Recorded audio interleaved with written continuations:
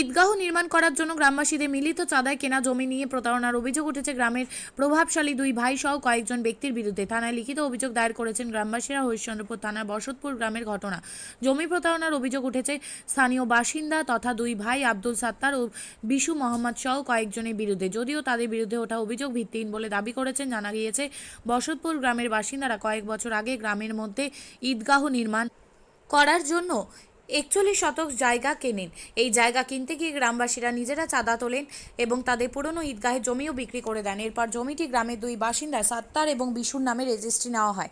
বছরখানেক আগে ঈদগাহের নামে রেজিস্ট্রি করার জন্য গ্রামবাসীরা 41,000 টাকা চাঁদা তোলে ওই দুই ভাইয়ের হাতে দেওয়া হয়। রেজিস্ট্রি করে দেবেন বলে টালবাহানা করতে থাকেন তারা। কয়েকদিন আগে গ্রামবাসীরা জানতে পারেন ঈদগাহের জায়গাটি দুই ভাই নিজের পাড়ার মসজিদ ও ঈদগাহের নামে করে দিয়েছে। এমনকি গ্রামের কবরস্থানে যাওয়ার রাস্তা বন্ধ করে দিয়েছে ওই দুই ভাই বলে অভিযোগ। এরপর গ্রামের কয়েকজন বাসিন্দা বিক্ষুব্ধ হয়ে গ্রামে ঢোকার মুখে রাস্তার ধারে নিজেদের বাড়ির সামনে খুঁটি পুঁতে দেন। এতে ওই দুই ভাই নিজেদের ট্রাক্টর ফাঁসাতে সমস্যায় পড়েন।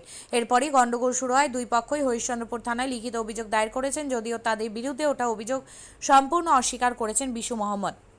তিনি বলেন, আমরা নিজেদের টাকা দিয়ে জমি কিনেছিলাম, মসজিদ ও ঈদগাহের নামে রেজিস্ট্রি করে দেওয়া হয়েছে। বাকি 41,000 টাকা মৌলবীর পাওনা ছিল, সেই টাকা দিয়ে তাকে পরিশোধ করেছি। হয়েছে আমাদের খাস জমি, ও মনে কর ভরে আমরা লাহাস নিয়ে যেতে পারছি না গোরস্থানে। তারপর পিরত্ব জমি ছিল, 3 শতক জমি উঠায় ফালাই দিল, পাহাড়ে করে দিল নদীর। যে পিরত্ব জমি ছিল ওটা কি গ্রামবাসীরাই পুঁজি আমরা 300 বছর থেকে। তারপরে জমিটা কি করে সাতার কিনে নিল, কিনে নিয়ে যার জমিটা ও রেজিস্ট্রি জানি, কিন্তু চালিয়াতি করে রেজিস্ট্রি করে ওর কাছ থেকে নিয়ে পীর উঠায় ফালাই দিল। মানে এখন তাহলে ওর তার দখলে আছে? হ্যাঁ, তার দখলই আছে। আর কতখানি খাস জমি সে 1.5 বিঘা। এই জমি দখল করার ফলে কি হয়েছে? এলাকার কি সমস্যা দেখা দিচ্ছে? এলাকার সমস্যা আছে, ওই দখল জমির এই রাস্তা নে আমরা কি করে যাব? জলের সমস্যা যায় না, জল উপার দেব 15-20 ধান পান হয় না। মানে খাস জমিটা কি সে মাটি ভাট করে দিয়েছে? মাটি ভরে করে বাড়ি করে দিয়েছে। ফলে কি সমস্যা হচ্ছে এলাকার সমস্যা আছে, জল যাচ্ছে না। অন্য জায়গায় জল যাচ্ছিল, আমাদের সব কেস ফেস হয়েছে অন্য জাতে, নিজের রাইতের জমিতে। ওই কেসে এখনো ঝুলছি আমরা। প্রায় কতখানি জমি সে মানে খাস জমি দখল করে আছে? 1.5 বিঘার ভিতর। তো ওটা তো একসময় গ্রামবাসীরাই মানে ইসে ছিল, দখলে ছিল। হ্যাঁ, আগে গ্রামবাসীর দখলেই ছিল, এখন ওরা ভরে নিয়েছে, দখল করে ভরে নিয়েছে। আপনার নাম? তার তো প্রথম থেকেই বলতে হবে। কি বলবে? আপনাদের জমিটা আমরা খরিদ করেছিলাম নিজের টাকা দিয়ে। প্রথমে কত শতক জমি? ওটা কিনেছিলাম প্রথমে 12 শতক। হ্যাঁ। এবার 12 শতক ওই জায়গাটা দুই দিকে হিন্দুর ঘর বলে ওটা, ওখান থেকে আমরা জায়গাটা বিক্রি করে দিয়ে অন্য জায়গায় কিনলাম।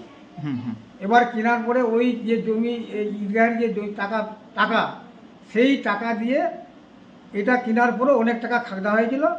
সেই টাকাগুলো কিন্তু মসজিদে জমা ছিল, আমাদের মসজিদ ফান্ডে। সেই মসজিদ ফান্ডের টাকা দিয়ে সম্পূর্ণ জায়গাটা আমরা খরিদ করেছি। এবার কেনার পরে ওই জায়গাটা প্রথমে হিন্দুর ছিল, হ্যাঁ, সেই জন্য আমরা দুই ভাইয়ের নামে করেছিলাম। পরে আমরা সেটা যতটুকু, আমার নিজের বাড়ি, ঠিক আছে, এই যে সামনে বাড়িটা দেখতে পাচ্ছেন আমার বাড়ি। আর এই যে এটা আছে ফুটি, আজ থেকে না আমার বহুদিন ধরে। প্রায় কতদিন ধরে এখানে পুতানো আছে? এটা মোটামুটি আমার পুতানো বহুদিন ধরে, 2005 থেকেই পুতানো আছে, বুঝলেন। ভেঙে গেছিল, আবার আমি পুঁতেছি। এটা নিয়ে আমার নামে সাত্তার আর বিশ্ব অভিযোগ করতে গেছে। মানে অভিযোগটা কেন করলো? ওই আমার জায়গায় আছে, আমার পজিশনে আছে খুঁটি, তুমি কেন কারবা? ওর গাড়ি মানে কি ফাঁসাতে হচ্ছে, অসুবিধা হচ্ছে। তো আমি তো নিজের জায়গার দখল হতে দিতে পারি না। আমার তো এখানে বাড়ি আছে, আমার বাড়ির মানে কি বাচ্চা কাচ্চা আছে, কাউকে মানে কি চাপিয়েও দিতে পারে। ওই জন্য আমি নিজের সেফটির জন্য কেড়েছি। বলছে আপনার মানে পৈতৃক সম্পত্তিতে আছে? আমার পৈতৃক সম্পত্তিতে আছে এটা। তাহলে এই ধরনের অভিযোগ করা কি কোনো আক্রোশী মনে হচ্ছে? এটা আক্রোশী করছে তো, মানে কি আরো কিছু ব্যাপার ছিল ওই নিয়ে, মানে কি আক্রোশী করছে ওরা। আপনার নাম? আমার নাম পিন্টু আলী। বাড়ি? যাদের সম্পত্তি আছে, যাদের জমি আছে, নিজের পজিশনে যেটা খুঁটা কেটেছে ওরা, ঠিক আছে, দুদিকে যেদিকে পজিশনকে খুঁটা আকারে ওরা রেখে দিয়েছে। যদি কারো অবজেকশন হতো তো গ্রামবাসীদের না বলে ওরা থানায় গেছে। থানায় গিয়ে আমরা জানছি না, কমপ্লেন করেছে। পুলিশ প্রশাসন এসছে, এখানে পুলিশ প্রশাসন আসে, দেখছে খুঁটা গাড়ানো আছে। মানে কেন এই পর্যায়ে পৌঁছালো? এতদিন তো খুঁটা ছিল না, এখন কেন এই খুঁটা গাড়ানো হলো? ওই সব থেকে বেশি ঝামেলা ওই ঈদগাহ নিয়ে, জায়গাটা নিয়ে। মানে কি ঝামেলা? ঝামেলাটা বলতে এই হলো যে আমরা যৌথ বাদে 7 কাঠা মাটি ওই ঈদগাহ জমি আমাদের হিন্দু পাশে ছিল, ঠিক আছে। মানে জমিটা 7 কাঠা জমি হিন্দুর জমির পাশে জমিটা ছিল, বাড়ির পাশে ছিল। তো আমাদের ঈদগাহ ওখানে সম্পূর্ণ ভালো লাগেনি বলে ওই জমিটা বিক্রি করলাম আমরা।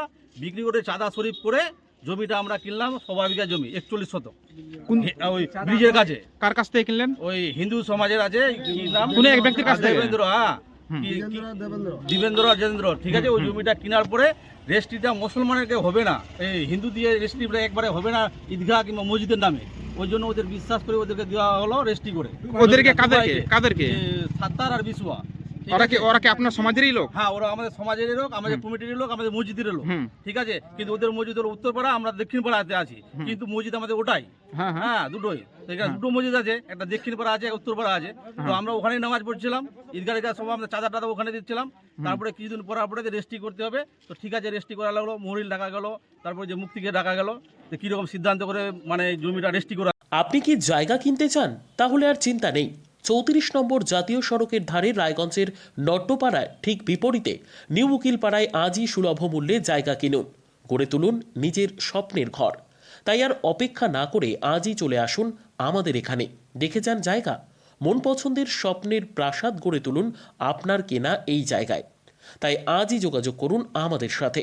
আমাদের ফোন নম্বর 8617827851, 6295828881, 8617033767।